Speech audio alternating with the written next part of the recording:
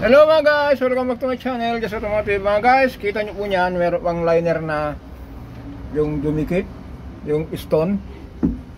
Yung nag-overheat po kasi ito mga guys, kaya itong tatlo, yung 4, 3 at saka 1 po natanggalan natin. Dahil po ito mga guys, nag-overheat ng gusto itong tinamaan itong liner, medyo mahirap natin i-pull out.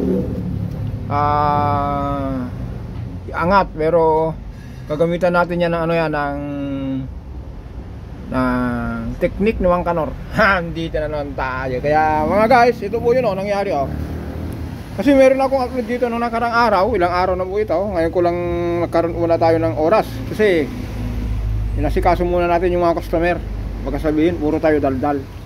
Kaya ito mga guys, saglit ko lang po ito.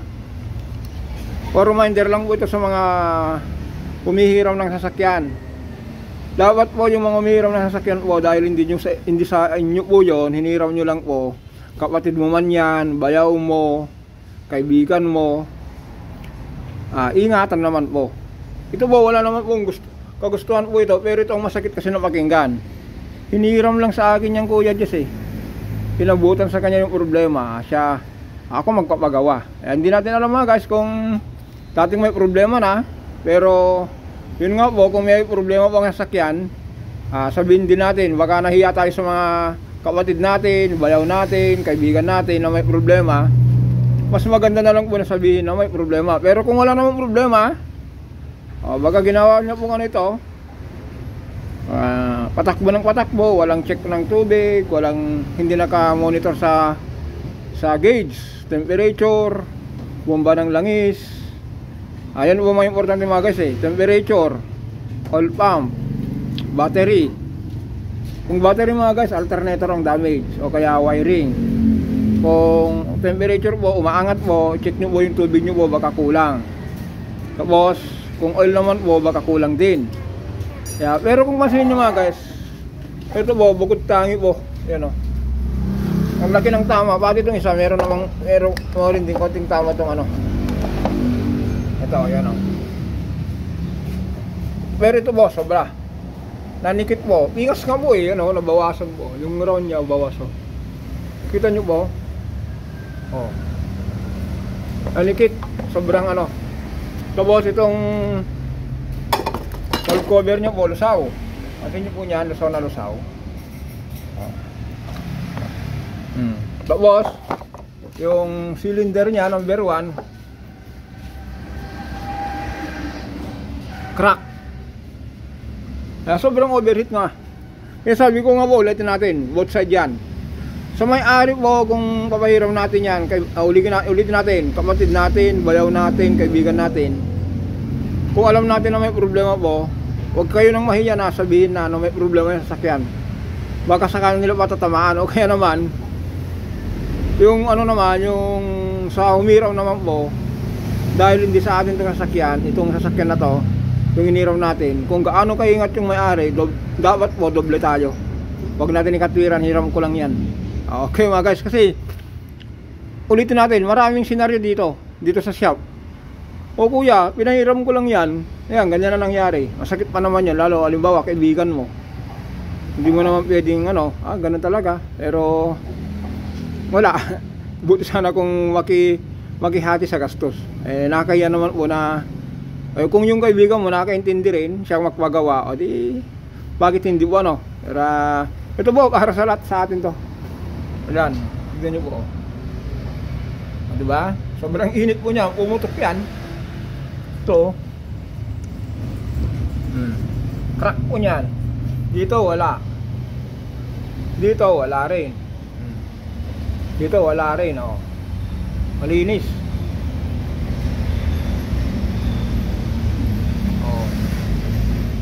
Ito po, sabit yung kuko.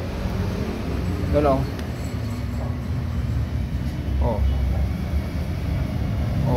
yan lang yung kuko ko, sabit. Kasi crack. Ay, yung radiator niya po, bumubulwak. Okay mga guys, dahil ang hirap po nito, ang hirap bunutin dahil sa overheat, pati yung liner apektado. Itong itong 3 at saka 1, nabunot na yung liner. Pero ulitin natin mga guys, oh. Ito, gastado na rin to. Halos lahat sila meron din, kaya lang po napuruan po yung ano, yung dos. Kaya bunutin natin yung natitira. Yun po. Tapos gamitan natin dyan yung ano, yung sikreto ni Mang Kanor, yung mga birada ni Mang Kanor. Ano, tubo lang po niya, no? Ha.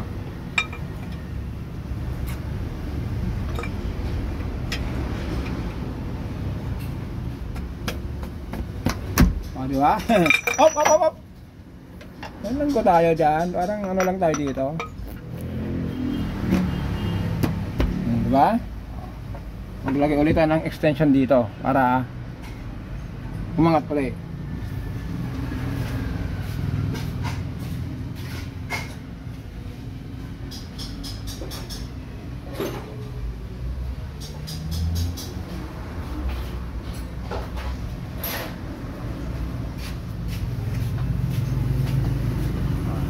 Nakalo dyan, lalagyan natin ng extension. Ay, malit ato masyado to ah.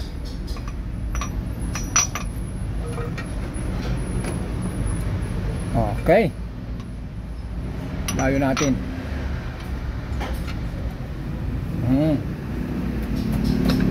Diba? Ganun lang po yan. Oh! Tingnan natin kung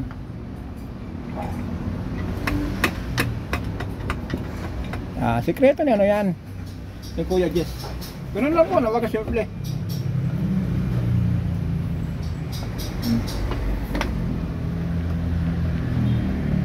Okay pa, tigas pa. Kailangan pa ng konting ano, konting lambing.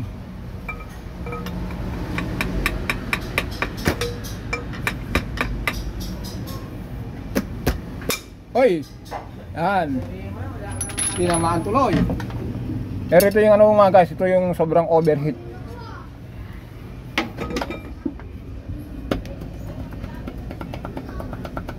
Yun. Tignan nyo guys yung tinamaan ng ano, ng piston, sobra. Kabilang po nyan, yun o.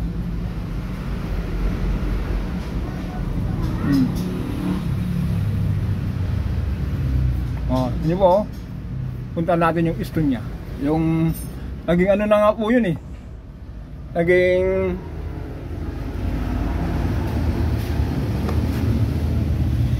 yan, taran. Yan, dyan yan.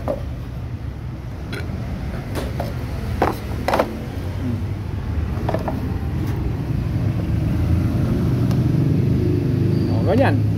Yan, nangyari mga guys. Sobrang init. Kumapit. Yan o.